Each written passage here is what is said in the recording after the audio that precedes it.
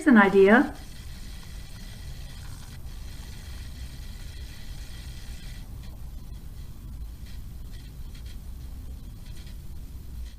If you're caring for a young child with autism, you probably often know that when something upsets your kid or if something is really distressing to our child, we can modify our routines and our behaviors and our environments in a way that avoids putting them in that situation that can make them really upset. But we want to be mindful that we're not actually inadvertently reinforcing that fear and exacerbating it because kids aren't actually experiencing it. So making sure you help prepare your child to face the transitions and to move through them in a safe and positive way can really help them learn not to.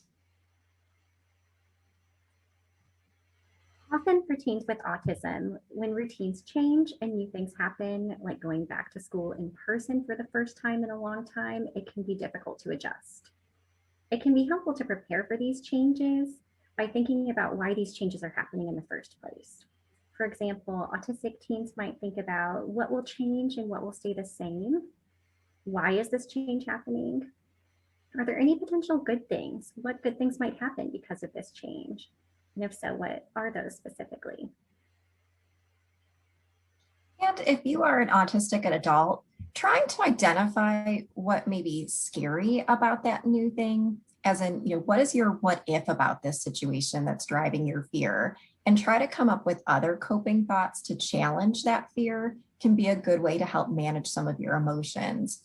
Sometimes those what ifs can actually be positive or lead to something good, and change does not always mean that something negative is going to follow. Finally, if you work with a neurodiverse individual and anticipate that a significant change is coming in the workplace, it might help to make sure that your coworker has adequate time to process the change and be really clear about what expectations you might have of that individual.